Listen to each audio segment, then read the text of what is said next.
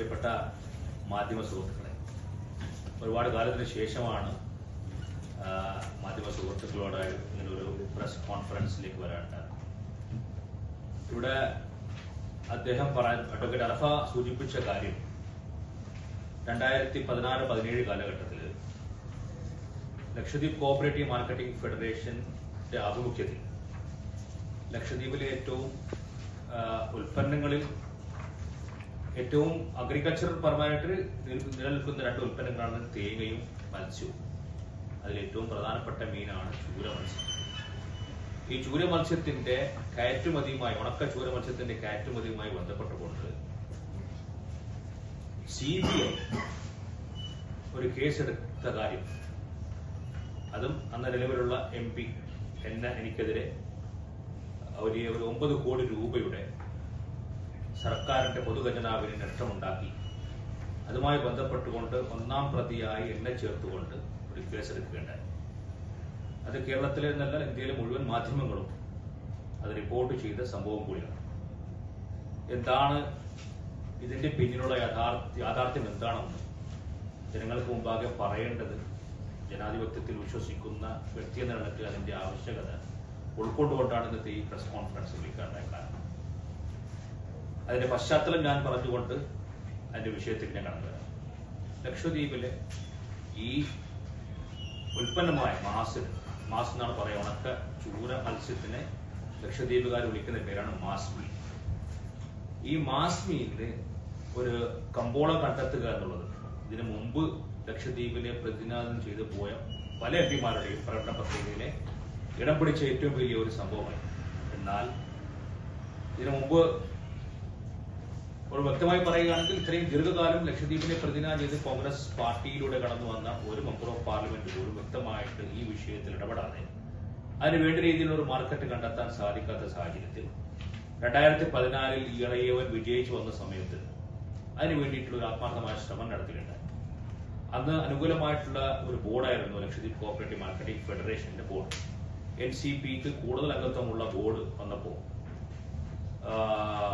മത്സ്യബന്ധന സഹോദരങ്ങളുടെ ഈ വിഷയം വേണ്ട രീതിയിൽ ഏറ്റെടുത്തുകൊണ്ട് ഇതിന് നല്ലൊരു മാർക്കറ്റ് കണ്ടെത്തുക എന്നുള്ള ഉദ്ദേശത്തോടു കൂടി LCMF ബോർഡ് തീരുമാനിക്കുകയും LCMFന്റെ ബോർഡ് മെമ്പർമാർ ഈ മാസ് മീൻ സാധാരണ വാങ്ങുന്ന മംഗലാപുരവും തൂറ്റിക്കോറിലും കോഴിക്കോടിലുമുള്ള ബയ്യേഴ്സിനെ കാണുകയും അവരിൽ നിന്ന് ഒരു മെച്ചപ്പെട്ട വില ലഭിക്കാത്ത സാഹചര്യത്തിൽ ഈ പറയപ്പെട്ട മാസ് മീൻ കൂടുതലായിട്ട് ഉപയോഗിക്കുന്ന കമ്പോളം ശ്രീലങ്ക അല്ലെങ്കിൽ കൊളംബോ എന്ന് പറയുന്ന മാർക്കറ്റാണ്. ആ മാർക്കറ്റിലേക്ക് എത്തിക്കാൻ പറ്റുന്ന രീതിയിലേക്ക് അവിടുത്തെ ഡയറക്റ്റ് ആയിട്ടുള്ള ബയ്യേഴ്സിനെ കിട്ടുമോ എന്നുള്ള ഒരു അന്വേഷണത്തിന്റെ ഭാഗമായിട്ട് ബോർഡ് മെമ്പേഴ്സ്, അന്നത്തെ സിറ്റിംഗ് മെമ്പർ ഓഫ് പാർലമെന്റായ എന്നോട് അവിടെ നിന്ന് നല്ല ബയ്യേഴ്സിനെ കണ്ടെത്താൻ പറ്റുന്ന സാഹചര്യങ്ങൾ അന്വേഷിക്കാൻ പറഞ്ഞപ്പോൾ വളരെ സുതാര്യമായിട്ട് തന്നെ എന്റെ ഒഫീഷ്യൽ മെയിലിൽ നിന്നുകൊണ്ട് തന്നെ ശ്രീലങ്കൻ ഹൈക്കമ്മീഷൻ ഞാനൊരു മെയിൽ അയക്കുകയുണ്ടായി. ഈ മാസ് മീനുമായി ബന്ധപ്പെട്ടുകൊണ്ട് മാസ് മീൻ വാങ്ങുന്ന ബയേഴ്സിന്റെ, പൊട്ടൻഷ്യൽ ബയേഴ്സിന്റെ ലിസ്റ്റ് തരണമെന്ന് ശ്രീലങ്കൻ ഹൈക്കമ്മീഷൻ അയക്കുകയും ശ്രീലങ്കൻ ഹൈക്കമ്മീഷന്റെ റിപ്ലൈയും എനിക്ക് വരികയുണ്ടായി. താങ്കളുടെ ഈ ആവശ്യം ശ്രീലങ്കയിലേക്ക് അയച്ചിട്ടുണ്ട്, അവിടെ നിന്ന് വിവരം ലഭിക്കുന്നതനുസരിച്ച് നിങ്ങൾക്ക് ലിസ്റ്റ് പ്രൊവൈഡ് ചെയ്യാമെന്ന് പറഞ്ഞു. അത്രയ്ക്ക് സുതാര്യമായിട്ട് തന്നെ കൊണ്ടുപോയ സംഭവമാണ്. അങ്ങനെ ഒരു SRT എന്ന് പറയുന്ന കമ്പനിയാണ് ആദ്യമായിട്ട് എന്നെ ബന്ധപ്പെടുന്നത്. ഞാൻ ഇതിനു മുമ്പ് അയാളെ കണ്ടതോ ഇതിനു മുമ്പ് ഞങ്ങൾക്ക് പരിചയമുള്ളതോ ഒരു രീതിയിലും ഞാൻ ബന്ധപ്പെട്ട ഒരു വ്യക്തിയല്ല.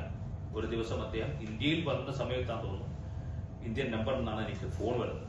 അയാൾ വിളിച്ചു പറഞ്ഞു, ഞാനിങ്ങനെ മാസ് ബയ്യറാണ്, നിങ്ങളുടെ ഒരു ഫെഡറേഷൻ ഇതുമായി ബന്ധപ്പെട്ടുകൊണ്ട് മാസ് സംഭരിക്കുന്ന അറിയുന്നു, എനിക്ക് വാങ്ങാൻ താല്പര്യമുണ്ട്.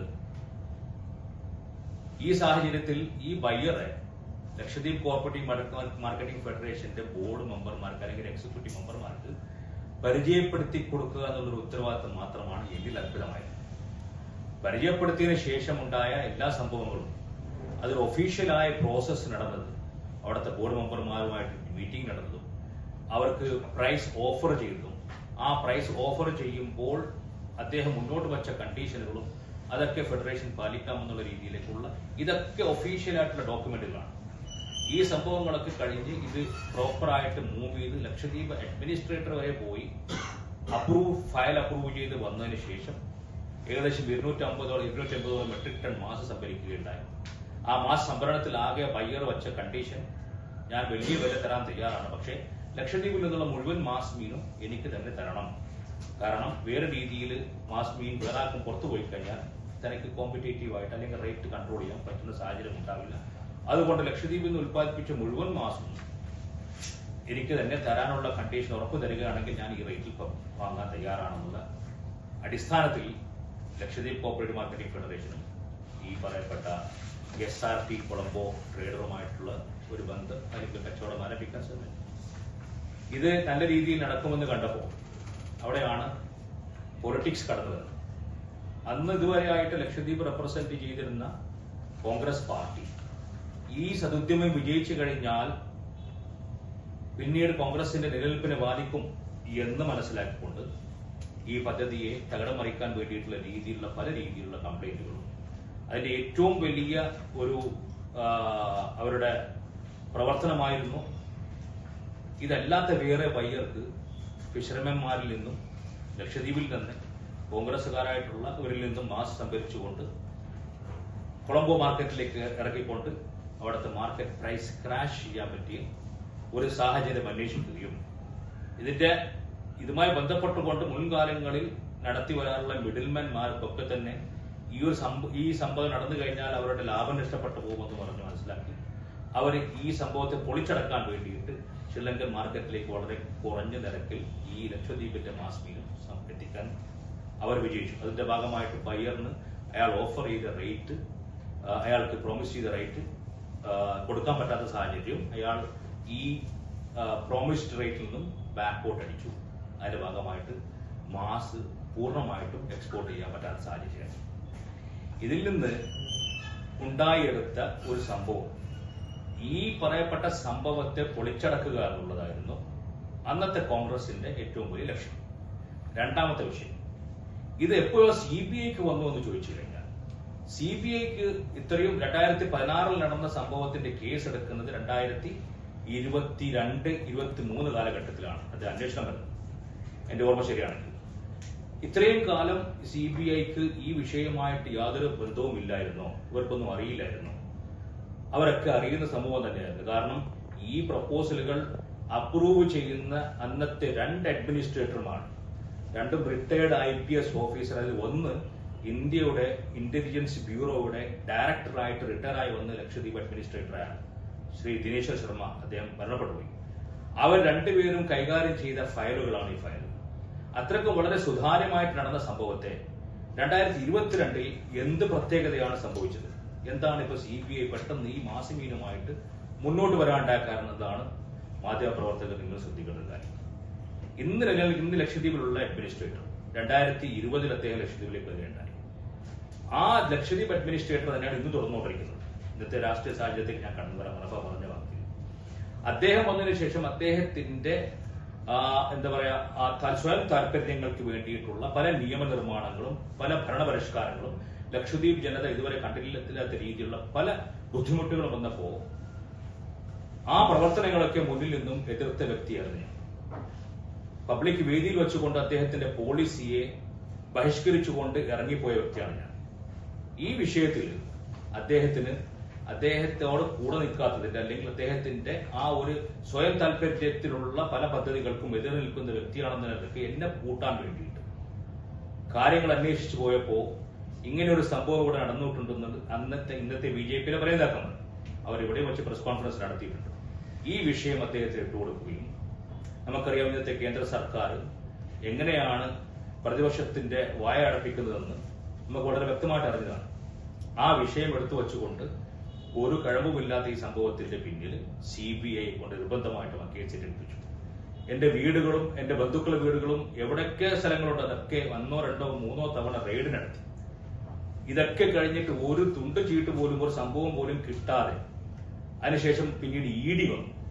ED 1, 2, 3 തവണ ഇതൊക്കെ മാധ്യമങ്ങൾ നിങ്ങളെല്ലാവരും റിപ്പോർട്ട് ചെയ്ത സംഭവങ്ങളാണ്. അന്നും വളരെ വ്യക്തതയോടുകൂടി തന്നെ ഞാൻ പറഞ്ഞതാണ്, ഈ വിഷയത്തിൽ ഇന്ത്യയുടെ ഏത് പരമോന്നത അന്വേഷണ ഏജൻസിയും നേരിടാൻ തയ്യാറാണ്. കാരണം എന്റെ മടിയിൽ കനമില്ലാന്ന് എനിക്ക് പൂർണ്ണമായിട്ട് ബോധ്യമുള്ളതും വളരെ സുതാര്യമായിട്ട് നടത്തിയ ഒരു വിഷയവും ആണ് ലക്ഷദ്വീപിലെ മത്സ്യബന്ധന തൊഴിലാളികൾക്ക് നല്ല ഒരു അവസരം ഉണ്ടാവണം. അതിൽ ഒരു സ്ട്രീം ലൈൻഡ് ആയിട്ട് ഒരു ഇൻസ്റ്റിറ്റ്യൂഷണലൈസ് ചെയ്തിട്ടുള്ള ഒരു പ്രൊക്യൂർമെന്റ് വേണം. കൊപ്പറ സംഭരിക്കുന്നത് പോലെ മാസ് മീനും അവിടുത്തെ സൊസൈറ്റികൾക്ക് സംഭരിക്കണം. ആ ഒരു സംവിധാനം ഉണ്ടായിക്കഴിഞ്ഞാൽ മത്സ്യബന്ധന തൊഴിലാളികൾക്ക് ആരുടെയും പിന്നിൽ ഈ ഇടയാളുകളുടെ ബുദ്ധിമുട്ടുകളിൽ നിന്ന് മാറി നിൽക്കാം. അവർക്ക് ട്രാൻസ്പെറന്റ് ആയിട്ട് കാര്യങ്ങൾ കൊണ്ടുപോകാൻ വേണ്ടിയിട്ട് തുടങ്ങിയ ഒരു ഏറ്റവും വലിയ സദുദ്യമത്തെയാണ് അവർ തകർത്തത്. ഈ വിഷയം CBIക്ക് ഇന്ന് അന്വേഷണം കഴിഞ്ഞ് എല്ലാ രീതിയിലുള്ള അന്വേഷണം 1, 2, 3 അല്ല പല തവണകളായിട്ട് ചോദ്യം ചെയ്തിട്ട് പോലും അവർക്ക് ഈ പറയപ്പെട്ട അട്രിബ്യൂട്ട് ചെയ്തിരിക്കുന്ന 9 കോടി രൂപ നഷ്ടം, ഒരു രൂപ പോലും അതിൽ നഷ്ടം ഉണ്ടായിട്ടില്ല എന്നുള്ള കാര്യം അവർ തന്നെ സംഭവിച്ചുകൊണ്ട് ഇന്ന് കവരത്തിയിലെ CBI കോർട്ടിലേക്ക് അവർ ഫൈനൽ ചാർജ് ഷീറ്റ് സമർപ്പിച്ചിരിക്കുകയാണ്. ഇതിൽ നിന്ന് മനസ്സിലാകുന്നത് രാഷ്ട്രീയ പകപോക്കലിന്റെ ഭാഗമായിട്ട് ഒരാളെ എങ്ങനെ ദ്രോഹിക്കാമെന്നുള്ളതിന്റെ ഏറ്റവും വലിയ മകുടോദാഹരണമാണ്. ഒരു രൂപയുടെ കറപ്ഷൻ പോലും ഇല്ലാത്ത ഈ സംഭവത്തെ എന്നെ ഒരു കറപ്റ്റഡ് ആയിട്ടുള്ള ഒരാളായിട്ട് പൊതുമധ്യത്തിൽ കാണിക്കുകയും പൊതുജനങ്ങളുടെ മുമ്പിൽ അത് സംശയമുളവാക്കുകയും തെരഞ്ഞെടുപ്പിൽ പരാജയപ്പെടുത്തുക എന്നുള്ള ഒരു ഉദ്ദേശത്തോടു കൂടി, കാരണം അദ്ദേഹത്തിന്റെ തെറ്റായ പോളിസിയെ എതിർത്തു എന്നുള്ള ഒറ്റ കാരണങ്ങൾ ലക്ഷദ്വീപ് സാധാരണ ജനങ്ങളെ തെറ്റിദ്ധരിപ്പിക്കുക എന്നുള്ള ഉദ്ദേശത്തോടു കൂടി ആ ഇന്ത്യയുടെ ഈ പറയപ്പെട്ട ഏജൻസികളെ ദുരുപയോഗം ചെയ്തുകൊണ്ടതിന്റെ ഏറ്റവും വലിയ തെളിവാണ് ഇന്ന് CBI കോടതി, കവരത്തി CBI കോടതി ഈ പറയപ്പെട്ട ആരോപണത്തിൽ നിന്നും പരിപൂർണമായിട്ടും എന്നെ എക്സോണറേറ്റ് അതിന്റെ കോപ്പിയാണ് നിങ്ങൾ തന്നിരിക്കുന്നത്. ഇതാണ് ലക്ഷദ്വീപിന്റെ ഇന്നത്തെ സാഹചര്യത്തിൽ മാസ് മീനുമായി ബന്ധപ്പെട്ടുകൊണ്ടുള്ള വിഷയം. ഇതെങ്ങാനും നടന്നിരുന്നുവെങ്കിൽ ഇന്ന് ലക്ഷദ്വീപിലെ മത്സ്യബന്ധന തൊഴിലാളികൾക്ക് വളരെ നല്ല രീതിയിലുള്ള ഒരു പ്രൈസ് അവർക്ക് ഓഫർ ചെയ്തുകൊണ്ട്, ഒന്നുകൂടി പറയാം, ഈ പറയപ്പെടുന്ന നമ്മൾ മരണപ്പെട്ടു പോയ ദിനേശ് ശർമ്മ അഡ്മിനിസ്ട്രേറ്റർ ആയ സമയത്ത് ഞാനടക്കമുള്ള പ്രസിഡന്റ് കം ചീഫ് കോൺസൽ അടക്കമുള്ള ഒരു കമ്മിറ്റി അടക്കം രൂപീകരിച്ചുകൊണ്ട് ഇതുമായി ബന്ധപ്പെട്ടുകൊണ്ട് മാസ് മീൻ സംഭരണവുമായി ബന്ധപ്പെട്ടുകൊണ്ട് ഇതൊരു പെരിഷബിൾ ഐറ്റം ആയതുകൊണ്ട് മാർക്കറ്റ് എപ്പോഴും ക്രാഷ് ആവാനും സാധ്യതകളുണ്ട്. ഒരു മിനിമം സപ്പോർട്ട് പ്രൈസ് MSP അടക്കം പ്രഖ്യാപിക്കാൻ വേണ്ടിയിട്ടുള്ള ഒരു ഫയലും കമ്മിറ്റിയും രൂപീകരിച്ചുകൊണ്ട് മത്സ്യബന്ധന തൊഴിലാളികൾക്ക് ഏകദേശം 400 രൂപ വരെ ഒരു കിലോവിന് കിട്ടുന്ന രീതിയിലേക്കുള്ള തീരുമാനങ്ങൾ എടുക്കാൻ വച്ചതിന് ശേഷമാണ് ദിനേശ് ശർമ്മ മരിക്കുകയും ഈ പുതിയ അഡ്മിനിസ്ട്രേറ്റർ ആയിട്ടുള്ള പ്രഫുൽ കോട പട്ടേൽ കടന്നു വരികയും ചെയ്തത്. അത്രക്കും വളരെ ദീർഘവീക്ഷണത്തോടു കൂടിയും വളരെ മത്സ്യബന്ധന സഹോദരങ്ങൾക്ക് ഒരുപാട് സഹായകമാകുന്ന രീതിയിലേക്കുള്ള പ്രവർത്തനങ്ങൾക്ക് തുടക്കം കുറിച്ച ഈ പദ്ധതിയെയാണ് വെറും രാഷ്ട്രീയ താല്പര്യങ്ങൾക്ക് വേണ്ടി തകിടം മറിച്ച് ഇന്ന് മത്സ്യബന്ധന സഹോദരങ്ങൾക്ക് ഇപ്പോഴും അനുഭവിച്ചുകൊണ്ടിരിക്കുന്ന ബുദ്ധിമുട്ടുകളാണ്. അതിനെ വേറെ രീതിയിൽ ക്രമക്കേടുകളും ആരോപണങ്ങളും നടത്തി സർക്കാരിനെതിരെ ഇത്ര രൂപ നഷ്ടമുണ്ടാക്കി ആ നഷ്ടത്തിന്റെ ലാഭങ്ങൾ ഞാനും കുടുംബവും എടുത്തുകൊണ്ടുപോയി ഇനിയൊരു അന്വേഷണം EDയും CBIയും തകർത്തന്വേഷിച്ച സംഭവങ്ങളാണ്. അതിൽ നിന്ന് എവിടെയും ഒരു രീതിയിലുമുള്ള ഒരു തെളിവ് അവർക്ക് ഉണ്ടാക്കാൻ സാധിച്ചിട്ടില്ല. ഇല്ലാത്ത കാര്യം ഉണ്ടാക്കാനാണ്. ഇതാണ് സത്യാവസ്ഥ. ഇന്നവർ അത് ബോധ്യപ്പെടുത്തിക്കൊണ്ട് കവരത്തിയുടെ ജില്ലാ കോടതി CBI കോടതിയിൽ കുറ്റവിമുക്തനാക്കിക്കൊണ്ടുള്ള ചാർജ് ഷീറ്റ് അവർ ഫയൽ ചെയ്തു. ഇത് ലക്ഷദ്വീപിന്റെ ഒരു വിജയമായിട്ട്, അല്ലെങ്കിൽ മത്സ്യബന്ധന തൊഴിലാളികൾ അവർക്ക് ഉള്ള ഒരു സത്യസന്ധമായിട്ടുള്ള അവരോട് കൂടി സത്യസന്ധമായിട്ട് വളരെ സുതാര്യമായിട്ട് നടത്തിയ ഒരു പ്രവർത്തനത്തിന്റെ വിജയമായിട്ടാണ് ഞാനിത് കാണുന്നത്. അതുകൊണ്ട് ആരെങ്കിലും ഈ വിഷയത്തിൽ തെറ്റിദ്ധരിച്ചു പോയിട്ടുണ്ടെങ്കിൽ നിങ്ങളെ തെറ്റ് തിരുത്താൻ പറ്റിയ ഒരു അവസരമാണ്. കാരണം ഇനി ഇതിലും വലിയൊരു അന്വേഷണ ഏജൻസി ഇല്ല. ഈ ഏജൻസി ഇന്നും കൈകാര്യം ചെയ്തുകൊണ്ടിരിക്കുന്ന ഇതേ ഗവൺമെന്റ് തന്നെയാണ്. ഈ കേസ് എടുക്കാൻ നിർബന്ധിതമാക്കപ്പെട്ട അഡ്മിനിസ്ട്രേറ്ററും ഇന്ന് അവിടെ ലക്ഷദ്വീപിലുണ്ട്. ഇത്രയുമുള്ള സാഹചര്യത്തിലും ഈ കേസിനെ വളരെ സുതാര്യമായിട്ട് വളരെ നെഞ്ചുറപ്പോടുകൂടി തന്നെ കണ്ടുകൊണ്ട് അതിന് വേണ്ട രീതിയിലുള്ള പര്യവസാനം ഉണ്ടായതിൽ തീർച്ചയായിട്ടും അതിന് എല്ലാവരും ജനങ്ങൾ വിശ്വസിച്ച ജനങ്ങളോടും ഞങ്ങൾക്ക് കൃതജ്ഞത കടപ്പാടും ഞാൻ അറിയിക്കാൻ ആഗ്രഹിക്കുകയാണ്. രണ്ടാമത്തത് ബഹുമാനപ്പെട്ട പ്രസിഡന്റ് പറഞ്ഞ വിഷയം, ലക്ഷദ്വീപിൽ ഇന്നുള്ള വിഷയങ്ങൾ ഓരോ വിഷയം എടുത്ത് നോക്കിക്കഴിഞ്ഞാലും അത് സ്കൂൾ യൂണിഫോം ആവട്ടെ, ലക്ഷദ്വീപിലെ തൊഴിലവസരങ്ങളാവട്ടെ, ലക്ഷദ്വീപിലെ ഭൂമി സംബന്ധമായിട്ടുള്ള കാര്യങ്ങളാവട്ടെ, പുറമ്പോക്ക് ഭൂമികളാവട്ടെ, ലക്ഷദ്വീപിലെ പരിസ്ഥിതിയെക്കുറിച്ചുള്ള വിഷയമാവട്ടെ, ഏത് വിഷയം എടുത്ത് പരിശോധിച്ച് നോക്കിക്കഴിഞ്ഞാലും ഇന്നത്തെ ലക്ഷദ്വീപ് മെമ്പർ ഓഫ് പാർലമെന്റ് അദ്ദേഹം എവിടെയെങ്കിലും ഒരു അക്ഷരം പുറത്ത് പറയുന്നതോ ഈ ഇരിക്കുന്ന മാധ്യമങ്ങളെ എന്തെങ്കിലും രീതിയിൽ ഒന്ന് കണ്ടുകൊണ്ട് സംസാരിക്കാനോ ലക്ഷദ്വീപിന്റെ വിഷയങ്ങളെ ചർച്ച ചെയ്തുകൊണ്ട് പൊതുമാധ്യമങ്ങളിൽ കൊണ്ടുവരാനോ അല്ലെങ്കിൽ പോട്ടെ പാർലമെന്റിൽ വിഷയം അവതരിപ്പിക്കാനോ പാർലമെന്റിൽ അവസരം ലഭിക്കുന്നില്ലെങ്കിൽ അതിന്റെ യഥാർത്ഥമായിട്ടുള്ള അല്ലെങ്കിൽ മറ്റേ കൺസേൺഡ് മിനിസ്ട്രിയുടെ പ്രധാനമന്ത്രിയുടെ ആഭ്യന്തരമന്ത്രിയുടെ ശ്രദ്ധയിലേക്ക് ഒരു കത്ത് പോലും ഇന്ന് 9 മാസം ലക്ഷദ്വീപിൽ നിന്ന് പുതിയ മെമ്പർ ഓഫ് പാർലമെന്റ് പോയതിനു ശേഷമായി മാറി. ഇന്നേ വരെ ഒരു കത്ത് പോലും അദ്ദേഹം നൽകാൻ തയ്യാറായിട്ടില്ല. എന്തുകൊണ്ടാണെന്നുള്ള ചോദ്യം വളരെ പ്രസക്തമാണ്. ഒരു മെമ്പർ ഓഫ് പാർലമെന്റ് തെരഞ്ഞെടുത്തു കഴിഞ്ഞാൽ ലക്ഷദ്വീപിനെ സംബന്ധിച്ചിടത്തോളം ഇന്ന് ജനാധിപത്യപരമായി തെരഞ്ഞെടുക്കപ്പെട്ട ഒരേ ഒരു പോസ്റ്റേ ഉള്ളൂ, പഞ്ചായത്തുകളൊന്നും ഇന്നില്ല. അങ്ങനെ മുഴുവൻ ജനങ്ങളും വളരെ പ്രതീക്ഷ അർപ്പിച്ചുകൊണ്ട് വിജയിപ്പിച്ചു വിടുന്ന ആ പോസ്റ്റ്, ആ തസ്തിക, ജനാധിപത്യപരമായിട്ടുള്ള ഏറ്റവും വലിയ പ്രതീക്ഷ അർപ്പിക്കുന്ന പോസ്റ്റ്, ആ വിഷയത്തിൽ ജനങ്ങൾ അനുഭവിക്കുന്ന വിഷയത്തിൽ യാത്രാ സൗകര്യങ്ങൾ നിങ്ങൾക്കറിയാം. ഓരോ ദിവസവും കൊച്ചിയിൽ വിദ്യാർത്ഥികളാവട്ടെ, രോഗികളാവട്ടെ, ഉപരിപഠനത്തിൽ വരുന്നവരാവട്ടെ, പല വിഷയങ്ങളുമായി കേരളക്കരയുമായി ബന്ധപ്പെട്ട് കിടക്കുന്നതാണ് ലക്ഷദ്വീപ്. യാത്രാ വിഷയത്തിൽ എടുത്തു നോക്കിക്കഴിഞ്ഞാൽ എല്ലാ വിഷയത്തിലും ഇതുവരെയായിട്ട് തുറന്ന ഒരു പ്രസ്താവന ഇന്നത്തെ മെമ്പർ ഓഫ് പാർലമെന്റിന്റെ ഒരു പ്രസ്താവന കേൾക്കാൻ സാധിക്കില്ല. അദ്ദേഹത്തിന്റെ മൗനം എന്തിനാണെന്നുള്ള ചോദ്യം വളരെ പ്രസക്തമാണ്. അദ്ദേഹം ആരെയാണ് ഭയപ്പെടുന്നത്? എന്തുകൊണ്ടാണ് അദ്ദേഹം ഈ വിഷയങ്ങൾ ജനമധ്യത്തിൽ അല്ലെങ്കിൽ പാർലമെന്റിൽ അല്ലെങ്കിൽ പൊതുമാധ്യമങ്ങളുടെ മുമ്പിൽ എന്തുകൊണ്ട് അവതരിപ്പിക്കുന്നില്ല എന്നുള്ള ചോദ്യം ഇന്ന് ലക്ഷദ്വീപ് ജനത വളരെ ശക്തമായി ചോദിച്ചുകൊണ്ടിരിക്കുന്നു. എന്താണ് അദ്ദേഹത്തിന്റെ ബുദ്ധിമുട്ട്? എന്തുകൊണ്ട് അദ്ദേഹം പ്രതികരിക്കുന്നില്ല? തിണ്ടകര പോലുള്ള സ്ഥലങ്ങളിൽ ഇന്ന് പ്രവേഗ് എന്ന കമ്പനിയുടെ വലിയ വലിയ ടെന്റ് റിസോർട്ടുകൾ വരുന്ന ടൂറിസത്തിന് നമ്മൾ ആരും എതിരില്ല. ടൂറിസം ഇത്രയോ വർഷമായിട്ട് നടന്നുകൊണ്ടിരിക്കുന്നതാണ്. ബംഗാളത്തിൽ എത്രയോ കാലമായിട്ട് കാസിനോ ഗ്രൂപ്പ് ഓഫ് ഹോട്ടൽസ് നടത്തിയിരുന്നു. അന്നൊക്കെ ജനങ്ങളെ പങ്കാളിത്തം ഉണ്ടായിരുന്നു. ജനങ്ങൾ അത് സ്നേഹിച്ചിരുന്നു. ജനങ്ങളുടെ പങ്കാളിത്തത്തോടു കൂടി നടത്തിക്കൊണ്ടിരുന്ന സംഭവമാണ്. ഇന്ന് എന്താണ് പ്രശ്നം? ഇന്ന് ഈ ഭൂമികളൊന്നും തന്നെ ദ്വീപുകാരുടേതല്ല എന്ന് ഒരാൾ വന്ന് പറയുമ്പോൾ, നമ്മുടെ പൂർവികന്മാര് എത്രയോ കാലമായിട്ട് അവർ ആസ്വദിച്ചു വന്ന അവരുടെ സ്വത്ത്, രജിസ്റ്റേർഡ് പ്രോപ്പർട്ടി, ഇന്ന് അതുമായി ബന്ധപ്പെട്ടുകൊണ്ട് ജനങ്ങൾക്ക് കോടതിയിലേക്ക് പോകേണ്ട സാഹചര്യത്തിലാണ്. ആ കോടതിയിൽ നിലനിൽക്കുന്ന സംഭവങ്ങൾ ഇന്ന് കേസിന്റെ തീർപ്പ് കൽപ്പിക്കുന്നതിന് മുമ്പ് കോടതി വിധി പോലും മാനിക്കാത്ത രീതിയിലുള്ള പ്രവർത്തനങ്ങളുമായി അവരുടെ സ്വകാര്യ കമ്പനികൾക്ക് വേണ്ടിയിട്ടുള്ള നിക്ഷേപകരെ സ്വാധീനം ചെയ്തുകൊണ്ടുള്ള ഈ പരിപാടി നടക്കുമ്പോൾ ഇതിനെതിരെ ചോദ്യം ചെയ്യേണ്ട വ്യക്തി ഇന്ന് ലക്ഷദ്വീപിലുള്ളത് ലക്ഷദ്വീപ് മെമ്പർ ഓഫ് പാർലമെന്റാണ്. അദ്ദേഹം ഇന്ന് വരെ ഇതുമായി ബന്ധപ്പെട്ടുകൊണ്ടുള്ള ഒരു പ്രസ്താവനയോ ഒരു രീതിയിലുള്ള കത്തോ മന്ത്രാലയത്തിൽ കൊടുത്തതായിട്ടും കാണാൻ സാധിക്കില്ല. ഈ സാഹചര്യത്തിലാണ് ലക്ഷദ്വീപ് പോകുന്നതെങ്കിൽ ലക്ഷദ്വീപിന്റെ അവസ്ഥ വളരെ ഭയാനകമായിട്ടുള്ള അവസ്ഥയിലേക്ക് പോകും. ദ്വീപുകാരായിട്ടുള്ള ജനങ്ങൾ വളരെ സാധുക്കളാണ്. അവരാകെ പ്രതീക്ഷ അർപ്പിക്കുന്നവരുടെ തെരഞ്ഞെടുക്കപ്പെട്ട മെമ്പർ ഓഫ് പാർലമെന്റിലാണ്. അദ്ദേഹം മൗനം വെടിയണം. അദ്ദേഹത്തിന്റെ ജനങ്ങൾക്ക് വേണ്ടി വാതുറന്ന് സംസാരിക്കണം. ജനങ്ങൾക്ക് വേണ്ടി മുന്നിൽ നിന്ന് പോരാടണം എന്നുള്ളതാണ് ഞങ്ങൾക്ക് ഈ തരുണത്തിൽ പറയാനുള്ളത്. അദ്ദേഹം മുന്നിൽ നിന്നുകൊണ്ട് ഏതൊരു പ്രക്ഷോഭം വിളിക്കുകയാണെങ്കിലും NCP എന്ന പ്രസ്ഥാനം പിന്നിൽ നിന്നുകൊണ്ട് സപ്പോർട്ട് ചെയ്തുകൊണ്ട് രാഷ്ട്രീയ ഭേദമന്യേ ലക്ഷദ്വീപുകാരെ കൂട്ടിയോജിപ്പിച്ചുകൊണ്ട് മുന്നിലേക്ക് പോകാൻ എന്നും ഈ പ്രസ്ഥാനം തയ്യാറാണ്. അതിനു വേണ്ടിയിട്ടുള്ള ഒരു മുൻവിളി അദ്ദേഹം അത് ചെയ്യണം. അതാണെന്ന് ലക്ഷദ്വീപിലെ ജനങ്ങൾ പരിപൂർണമായിട്ടും ആഗ്രഹിക്കുന്നത് എന്നുകൂടി പറഞ്ഞുകൊണ്ട് ഇനി പ്രിയപ്പെട്ട മാധ്യമപ്രവർത്തകർക്ക് എന്തെങ്കിലും പ്രത്യേകമായിട്ട് ചോദിക്കാനുണ്ടെങ്കിൽ അതിനുള്ള അവസരവും കൂടി കഴിഞ്ഞ് നമുക്ക് ഈ പ്രസ് കോൺഫറൻസ് നടത്താം.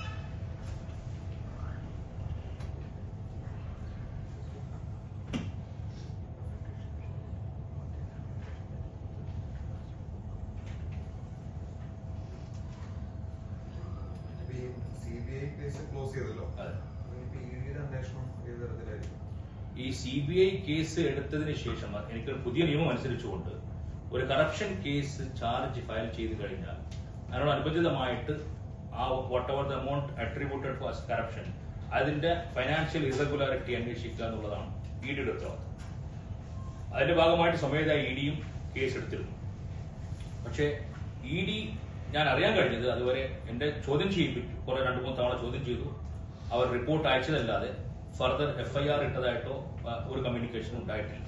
പക്ഷെ ഇന്നിപ്പോ CBI ഈ വിഷയമായി ക്ലോസ് ചെയ്തുകൊണ്ട് EDക്ക് പ്രത്യേകിച്ച് അതിൽ ഫർദർ പ്രൊസീഡിംഗ്സ് ഉണ്ടാവില്ല എന്നുള്ളതാണ് എന്റെ വിശ്വാസം.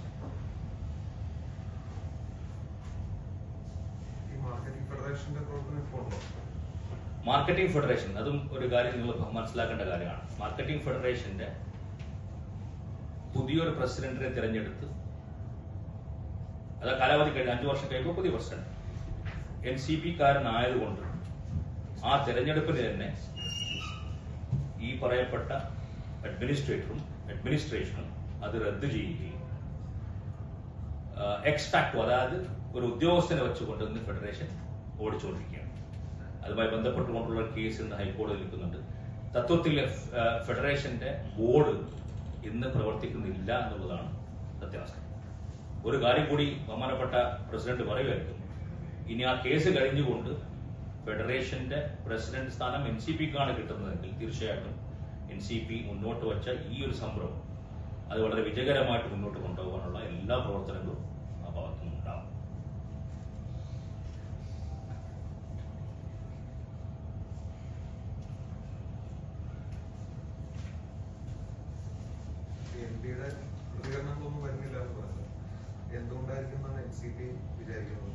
അതില് അദ്ദേഹം തന്നെ വളരെ വ്യക്തമാക്കിയിട്ടുണ്ടെന്നാണ് തോന്നുന്നത്. കാരണം കഴിഞ്ഞ 3 വർഷം അദ്ദേഹത്തിനറിയാം, ഏറ്റവും മുമ്പിൽ നിന്ന് ഈ അഡ്മിനിസ്ട്രേറ്ററുടെ വല്ല പോളിസിയെ എതിർത്ത വ്യക്തിയാണ് ഞാൻ. ആ എതിർത്തതിന്റെ ഭാഗമായിട്ട് എനിക്ക് പേഴ്സണലായിട്ട് വന്നിരിക്കുന്ന ഹരാസ്മെന്റും എന്റെ കുടുംബത്തിന് വന്ന ഹരാസ്മെന്റ് ഒക്കെ മുമ്പ് കണ്ടിട്ടുണ്ടാവും. അതുകൊണ്ട് അദ്ദേഹത്തിനുള്ള പേടി ഞാൻ മനസ്സിലാക്കുന്നത്, അദ്ദേഹത്തിന്റെ ഇലക്ഷൻ അഫിഡവിറ്റിൽ തന്നെ 2 കമ്പാരിസൺ നമ്മളെടുത്ത് മനസ്സിലാക്കി 2004 അദ്ദേഹത്തിന്റെ പിതാവ് അവസാനമായി മത്സരിക്കുന്നത്. 2005 അദ്ദേഹം മരണപ്പെട്ടു.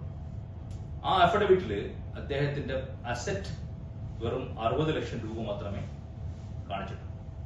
അത് കഴിഞ്ഞതിന് ശേഷം 2009 അദ്ദേഹത്തിന്റെ മകൻ ഇന്നത്തെ MP മത്സരരംഗത്തേക്ക് വരുമ്പോൾ അദ്ദേഹത്തിന്റെ മകൻ അന്ന് വിദ്യാർത്ഥിയായി കഴിഞ്ഞ് 26-26 വയസ്സിലാണ് ആദ്യം മത്സരിക്കുന്നത്. LLB കഴിഞ്ഞ് വേറെ ഒരു ജോലിയും എടുത്താൻ സാധ്യതയില്ലാത്ത സാഹചര്യത്തിൽ ഫ്രഷ് ആയി വന്ന കാൻഡിഡേറ്റിന്റെ ഇലക്ഷൻ അഫിഡവിറ്റില് അദ്ദേഹത്തിന്റെ സ്വത്ത് വിവരങ്ങൾ അദ്ദേഹത്തിന് മാത്രമായിട്ട് നിയർലി 14 കോടി രൂപയുടെ അസറ്റ്. ഇത് എവിടെ നിന്ന് കിട്ടി? അദ്ദേഹത്തിന്റെ കുടുംബാംഗങ്ങൾ വെച്ച് നോക്കിക്കഴിഞ്ഞാൽ തന്നെ 9 മക്കൾ എന്തോ ഉണ്ട് PM സ്റ്റേറ്റ്സായി. ഈ മക്കളുടെ അസറ്റുകളിൽ നിന്നുള്ള ഒരു പോർഷൻ ആയിരിക്കും ഇദ്ദേഹത്തിന് കിട്ടിയിട്ടുണ്ടാകേണ്ടത്. അല്ലാണ്ട് അദ്ദേഹം വേറെ ഏതെങ്കിലും കമ്പനിയിൽ നിന്നോ ഇത്രയും ചുരുങ്ങിയ സമയത്തിനുള്ളിൽ ഇത്രയും വലിയ സമ്പാദ്യം ഉണ്ടാക്കുന്ന വേറെ ഒരു മാജിക്കൽ കമ്പനീസ് ഒന്നും നമ്മൾ ഇന്ത്യയിൽ കേട്ടിട്ടില്ല. അങ്ങനെ മത്സരരംഗത്തേക്ക് വന്ന് വിദ്യാർത്ഥിയായി കഴിഞ്ഞതിന് ശേഷം മത്സരരംഗത്തേക്ക് വന്ന് അദ്ദേഹത്തിന് ഈ 14 കോടി രൂപ എവിടെ നിന്ന് കിട്ടി എന്നുള്ള ചോദ്യം ഇപ്പൊ നിലവിലുള്ള അഡ്മിനിസ്ട്രേറ്റർ ചോദിച്ചു കഴിഞ്ഞാൽ ബാക്കിയുള്ള കാര്യത്തിൽ തീർപ്പ് കൽപ്പിക്കാൻ പറ്റും എന്നുള്ളതാണ് അദ്ദേഹത്തിന്റെ സൈലൻസ് എന്നാണ് ഞാൻ മനസ്സിലാക്കുന്നത്. അല്ലാണ്ട് ഒരു മെമ്പർ ഓഫ് പാർലമെന്റ് ഒരിക്കലും ഇന്നത്തെ പ്രതിപക്ഷം എങ്ങനെയാണ്? അറ്റ്ലീസ്റ്റ് കോൺഗ്രസിന് 100 MP-മാരുണ്ട്.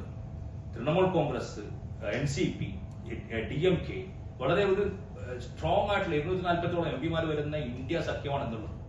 ഇത്ര ശക്തമായിട്ടുള്ള ഒരു പ്രതിപക്ഷം ഉണ്ടായിട്ട് പോലും ഇത്രയും വിഷയങ്ങൾ, ലക്ഷദ്വീപിലെ ജനങ്ങൾ അനുഭവിക്കുന്ന വിഷയങ്ങൾ പാർലമെന്റിൽ, അതും അദ്ദേഹത്തിന്റെ നേതാവ് രാഹുൽ ഗാന്ധി അദ്ദേഹം ആദ്യം MP ആയി പോയതിനു ശേഷം ലക്ഷദ്വീപിന്റെ ഒരു ഡെലിഗേഷൻ പോയി കണ്ടപ്പോ ലക്ഷദ്വീപിൽ ഇന്നത്തെ പ്രശ്നക്കാരൊക്കെ കോട പട്ടേലാണ് എന്ന് അദ്ദേഹത്തിന് മുമ്പിൽ സമ്മതിക്കുകയും രാഹുൽ ഗാന്ധി അദ്ദേഹത്തിന്റെ ആവശ്യം താങ്കൾ പാർലമെന്റിൽ ഉന്നയിക്കും, ഞങ്ങൾ വേണ്ട രീതിയിൽ താങ്കൾ സപ്പോർട്ട് ചെയ്യാം എന്ന് വരെ ഉറപ്പ് കൊടുത്തിട്ട് പോലും അദ്ദേഹം ഒരു വിഷയം, ഈ വിഷയങ്ങൾ പാർലമെന്റിൽ ഒരു അവസരം ഉണ്ടാക്കി അവതരിപ്പിച്ചത് മാത്രമല്ല, ഇനി പാർലമെന്റിൽ അവതരിപ്പിക്കാൻ സമയം കിട്ടിയില്ല എന്ന് മനസ്സിലാക്കാം, പോട്ടെ.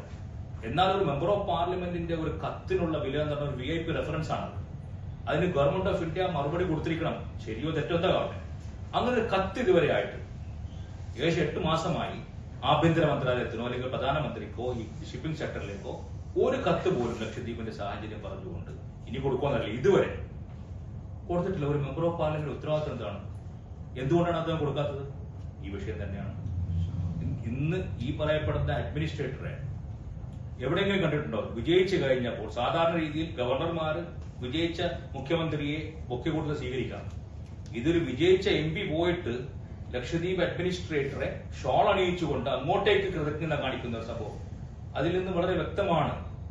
കാരണം ഈ ഷോൾ അണിയിക്കുന്നത് എപ്പോഴാണ്? രാഹുൽ ഗാന്ധിയെ കണ്ട് ലക്ഷദ്വീപിന്റെ വിഷയങ്ങൾ അവതരിപ്പിച്ചിട്ട് വന്നിട്ടാണ് ലക്ഷദ്വീപ് അഡ്മിനിസ്ട്രേറ്ററെ കണ്ടുകൊണ്ട് അഡ്മിനിസ്ട്രേറ്ററെ ഷാൾ അണിയിക്കുന്നത്.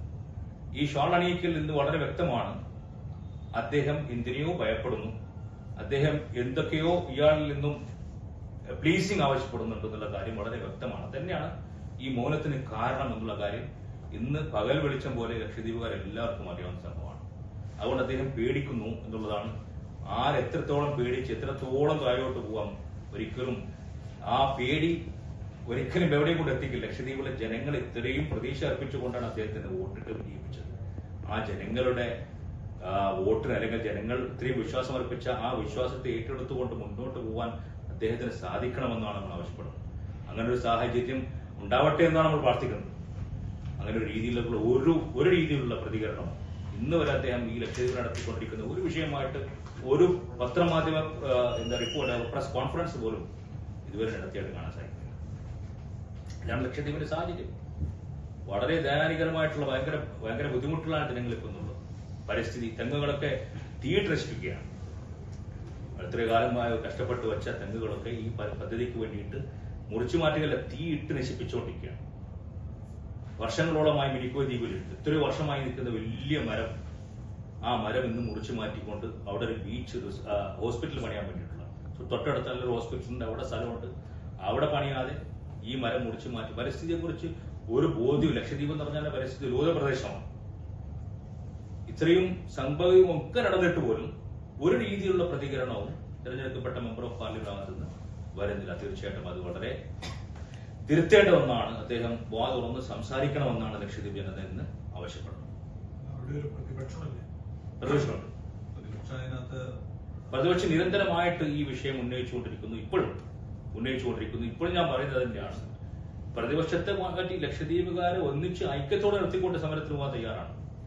ഞങ്ങൾ MP ആയ സമയത്ത് ഇതേ രീതിയിൽ എല്ലാവരും ഐക്യപ്പെടുത്തിക്കൊണ്ട് കൊണ്ടുപോകാൻ രൂപീകരിച്ച ഒരു സംഭവമായിരുന്നു SLF. ആ SLF-ൽ നിന്നും ഇദ്ദേഹം മാറി നിന്നു. അന്നും SLF പൊളിച്ചു. അതിനുശേഷം സഹകരിച്ച് പോകാൻ സമയത്ത് NCP ഒറ്റക്ക് സമരം ചെയ്തു 85-90 ദിവസങ്ങളായിട്ട്. എനിക്കെതിരെ സ്വന്തമായിട്ട് എന്റെ പേരിൽ 144 അടക്കം അഡ്മിനിസ്ട്രേഷൻ പാസ്സാക്കി. ഞാനാണ് ഇവിടുത്തെ ജനങ്ങളെ പ്രകോപിക്കുന്നത് എന്നൊക്കെ പറഞ്ഞിട്ട് ഒരു മെമ്പർ ഓഫ് പാർലമെന്റ് മോഡിൽ 144 പാസ്സാക്കിയിട്ടുണ്ടെങ്കിൽ ലക്ഷദ്വീപിന്റെ ചരിത്രത്തിൽ ആദ്യമായിട്ട് എനിക്കെതിരെയാണ്. അത്രയ്ക്ക് മുന്നിൽ നിന്ന് പ്രതികരിച്ച ആളാണ്. ഇന്നും ഞങ്ങൾ പറയുന്നു, ഇത് ഏറ്റവും കൂടുതൽ മുൻപന്തിയിൽ നിന്ന് സംസാരിക്കേണ്ട വ്യക്തി ഇന്നത്തെ തെരഞ്ഞെടുക്കപ്പെട്ട മെമ്പറാണ്. അദ്ദേഹത്തിന്റെ ഒരു വിളി വരികയാണെങ്കിൽ നിങ്ങൾ സഹകരിച്ചില്ലെങ്കിൽ കുഴപ്പമില്ല, NCP ഇന്ന് സഹകരിക്കാൻ തയ്യാറാണ്. NCP ചെയ്തുകൊണ്ടിരിക്കുന്ന കാര്യങ്ങൾ ഇപ്പോഴും ചെയ്തുകൊണ്ടിരിക്കുന്നു.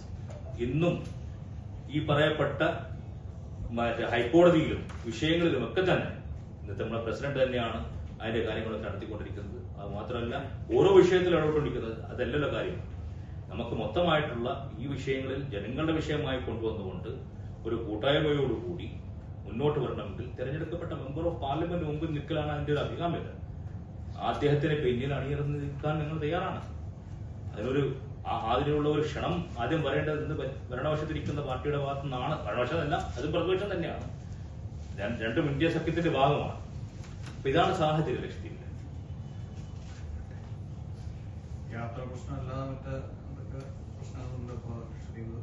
യാത്രാ പ്രശ്നം മാത്രമല്ല, ഇന്ന് ലക്ഷദ്വീപിന്റെ തൊഴിലവസരങ്ങൾ, ഈ തൊഴിലവസരങ്ങളിൽ ഇന്ന് ലക്ഷദ്വീപില് ഒരു ഡിപ്പാർട്ട്മെന്റിലും, അതായത് പുതുതായിട്ടുള്ള ഒരു നിയമനങ്ങൾ റെഗുലർ ആവട്ടെ കോൺട്രാക്ട് അപ്പോയിന്റ്മെന്റ് ആവട്ടെ, ഒന്നും നടക്കുന്നില്ല. ഏറ്റവും കൂടുതൽ തൊഴിൽദാതാവായിട്ടുള്ള ടൂറിസം ഡിപ്പാർട്ട്മെന്റിന്റെ കീഴിലുള്ള സൊസൈറ്റി സ്പോർട്സ്, അതിൽ നിന്നും ഇവിടെ കൊച്ചി ഗസ്റ്റ് ഹൗസ് നിങ്ങൾക്കറിയാം. ഇവിടെ ലക്ഷദ്വീപുകാർക്ക് ആകെ രോഗികൾ വന്നാൽ താമസിക്കുന്ന അത് പ്രൈവറ്റൈസ് ചെയ്തു. ആ പ്രൈവറ്റൈസ് ചെയ്തതിലൂടെ അവിടെ ജോലി ചെയ്തിരുന്ന മുഴുവൻ സ്പോർട്സ് ഉദ്യോഗസ്ഥരെയും താൽക്കാലിക ജീവനക്കാരെയും എല്ലാവരും പിരിച്ചു. ഇനി വരാൻ പോകുന്ന ബാക്കിയുള്ള സ്പോർട്സ് നടത്തിക്കൊണ്ടിരിക്കുന്ന സ്ഥാപനങ്ങളൊക്കെ തന്നെ പ്രൈവറ്റൈസ് ചെയ്യാൻ പോവാണ്. ഡൽഹി ഗസ്റ്റ് ഹൗസ് എന്തെങ്കിലും കേട്ടിട്ടുണ്ട്? ഗസ്റ്റ് ഹൗസ് എങ്ങനെ ആട്ടം കൊടുക്കുന്ന കാര്യം. ലക്ഷദ്വീപ് ഡൽഹിയിലെ പോയി കണ്ട് ലക്ഷദ്വീപുകാർ താമസിക്കുന്ന ചാണക്യപുരിയിലെ ഗസ്റ്റ് ഹൗസ് ഇന്ന് അതിന്റെ പേര് ജിഞ്ചർ എന്നാണ്.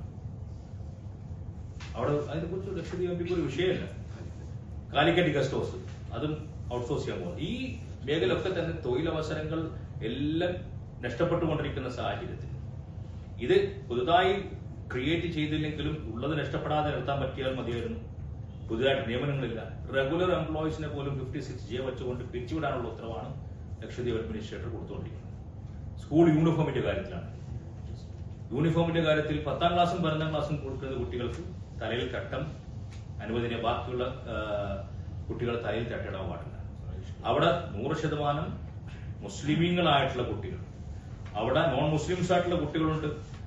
അവരെ തട്ടമിടാൻ ഒരിക്കലും നിർബന്ധിച്ചിട്ടില്ല. എന്നാൽ ഈ 2 കുട്ടികൾക്ക് വേണ്ടിയിട്ട് ബാക്കിയുള്ള 98% കുട്ടികളും തട്ടം മാറ്റി വെക്കണമെന്നുള്ള രീതിയിലേക്കുള്ള നിബന്ധന. ആതുര ശുശ്രൂഷ രംഗത്ത് ഡോക്ടർമാരെ പിരിച്ചു. എവിടെയും കേട്ടിട്ടുണ്ടോ ഡോക്ടർമാരെ പിരിച്ചു വിട്ടത്? Ayurvedic doctor, homeo doctor, Unani doctor, ഈ രീതിയിൽ ഡോക്ടർമാരൊക്കെ പിരിച്ചുവിട്ടുകൊണ്ടിരിക്കുന്ന സാഹചര്യം. ഈ കപ്പലുകൾ 7ഓളം കപ്പലുകളുള്ള സ്ഥലത്ത് നിന്ന് ഡോക്ടർമാരെ പിരിച്ചുവിട്ടു. കോൺട്രാക്ട് ഡോക്ടേഴ്സ് ആയിരുന്നു.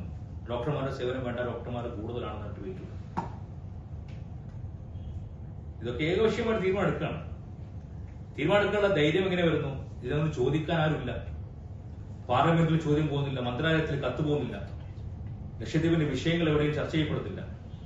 അദ്ദേഹത്തിന് വളരെ സന്തോഷമാണെന്ന്, വളരെ തന്റെ എല്ലാ പദ്ധതികളും നടന്നുകൊണ്ടിരിക്കുകയാണ്. ഇന്നും ഒരു പദ്ധതി അവിടെ നടക്കാൻ പോകുന്നു. എന്റെ ബഹുമാനപ്പെട്ട വൈസ് പ്രസിഡന്റ് സന്ദർശിക്കുന്നു. വളരെ സന്തോഷം. വൈസ് പ്രസിഡന്റ് വരുന്നത് ലക്ഷദ്വീപുകാർക്ക് ഒരു കുഴപ്പമില്ല. പക്ഷെ ഈ നടത്തുന്ന പദ്ധതികൾ എന്താണെന്ന് പോലും, എവിടെയാണ് നടത്തുന്നത്, ഈ ഭൂമി ആരുടേതാണ്, ആ ഭൂമിയിൽ മുകളിൽ നിന്ന് കേസുണ്ടോ, ഈ വക കാര്യങ്ങളൊന്നും തന്നെ ശരിക്കും പറഞ്ഞാൽ വൈസ് പ്രസിഡന്റ് ധരിപ്പിച്ചു കൊടുക്കുന്ന ഉത്തരവാദിത്തം ആർക്കാണ്? ഒരു ലക്ഷദ്വീപിലേക്ക് കടന്നു വരുമ്പോൾ ഏറ്റവും കൂടുതൽ വൈസ് പ്രസിഡന്റിന്റെ ഓഫീസ് ബന്ധപ്പെടാൻ പോകുന്ന അവിടുത്തെ മെമ്പർ ഓഫ് പാർലമെന്റിനാണ്. ആ മെമ്പർ ഓഫ് പാർലമെന്റ് ഓഫീസിൽ ബന്ധപ്പെട്ട് കഴിഞ്ഞാൽ ലക്ഷദ്വീപിന്റെ ഇന്നത്തെ സാഹചര്യങ്ങൾ എന്താണെന്ന് അയാൾക്ക് പറഞ്ഞു കൊടുക്കാൻ പറ്റും. ഇതിനു മുമ്പ് രാജ്നാഥ് സിംഗ് വന്നപ്പോൾ അദ്ദേഹം എന്നോട് വളരെ അടുപ്പത്തിൽ സംസാരിച്ച് കാര്യങ്ങൾ മനസ്സിലാക്കി. ഇതിനു മുമ്പ് വന്ന എല്ലാ മന്ത്രിമാരും കാര്യങ്ങളൊക്കെ മനസ്സിലാക്കിയിട്ട് വന്നിട്ടുണ്ട്. മെമ്പർ ഓഫ് പാർലമെന്റ് ഓഫീസിൽ പ്രോട്ടോകോൾ വൈസ് എന്തായാലും അദ്ദേഹത്തിന്റെ വിസിറ്റുമായി ബന്ധപ്പെട്ടുള്ള കാര്യങ്ങൾ വരും. അവിടുത്തെ കാര്യങ്ങൾ അന്വേഷിക്കും. എന്തുകൊണ്ട് മെമ്പർ ഓഫ് പാർലമെന്റ് നിങ്ങളിപ്പോൾ നടത്താൻ പോകുന്ന പദ്ധതികൾ ഇന്ന രീതിയിലുള്ള പദ്ധതികളാണ്, കോടതിയിൽ കേസ് നിൽക്കുന്നതാണ്, എന്തുകൊണ്ട് അദ്ദേഹം പറയുന്നില്ല? അദ്ദേഹത്തെ ഇൻഫോം ചെയ്യുന്നില്ല. ഇൻഫോം ചെയ്യുന്ന ഒരിക്കലും ഒരു വൈസ് പ്രസിഡന്റ്, ഇന്ത്യയുടെ പരമോന്നത സ്ഥാനത്തിരിക്കുന്ന ഒരു വ്യക്തി വന്നിട്ട് അങ്ങനെയുള്ള പദ്ധതികൾ ചിലപ്പോൾ ഉദ്ഘാടനത്തിന് വരികയില്ലായിരുന്നു. അപ്പൊ ഇതൊക്കെ പറയേണ്ടതും അതൊക്കെ അറിയിച്ചു കൊടുക്കേണ്ട ഉത്തരവാദിത്തപ്പെട്ട ആൾക്കാർ മൗനം ഉദ്ദേശിക്കുമ്പോൾ ലക്ഷദ്വീപുകാർ ആരടുത്ത് പോകും? ആരടുത്ത് പറയും? വലിയൊരു വാക്യൂമാണ് അവിടെ ക്രിയേറ്റ് ചെയ്യുന്നത്.